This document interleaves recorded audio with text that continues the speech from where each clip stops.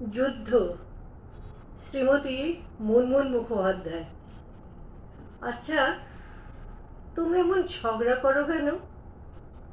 খেলতে গিয়ে আমি স্কুলে ঝগড়া করলে তোমরা আমায় বকো, বলো বন্ধুদের সাথে ঝগড়া করতে নেই, মানিয়ে নিতে হয় ওটুকু।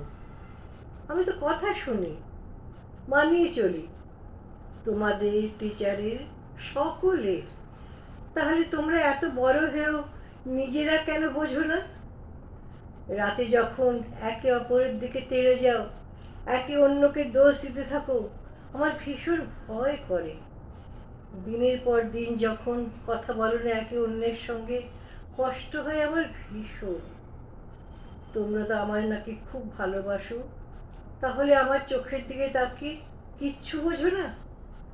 আমি কিছু বললে আমাকে ধমকে বলো, ছোট ছোটর মতো থাকবে, আমাদের বড়দের ব্যাপারে তুমি একদম কথা বলবে না।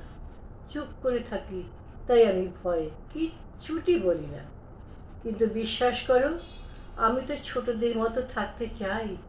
ওই যে আমার বন্ধুরা আয়ুষ্মান, শরণ্যরা যেমন থাকে, বাবা মায়ের হাত ধরে ঘুরতে যায়, পুজোয় একসঙ্গে তিনজন মিলে ঠাকুর দেখে, জ্বর হলে দুজনেই পাশে বসে মাথায় হাত বুলিয়ে দেয়।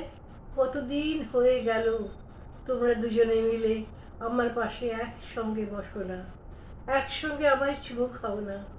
কতদিন আমরা তিনজন একসাথে বেড়াতে যাই না। স্কুল থেকে বাড়িতে ফিরলে তোমরা দুজন দুজনের সামনে এলে আমার কেমন যেন একটা ভয় ভয় করে। আবার হয়তো সেই সিনেমার যুদ্ধগুলির মতো বাড়িতেও একটা যুদ্ধ শুরু হবে। তখন আমি কার দিকে, কোন দিকে যাব?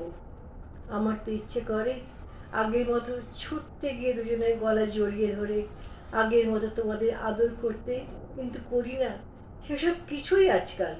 ওই থমথমে ভয় দেখানোর বাড়িটায় আমি শুধু লুকোনোর জায়গা খুঁজতে থাকি, যাতে তোমাদের যুদ্ধ শুরু হলে আমি লুকিয়ে পড়তে পারি।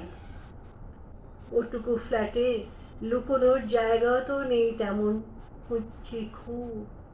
এখন তোমরা করতে থাকলে, তোমরা করতে থাকলে একদিন ঠিক লুকিয়ে পড়বো এমন একটা জায়গায়, যেখান থেকে আর কিছুতেই খুঁজে বের করতে পারবে না আমাকে।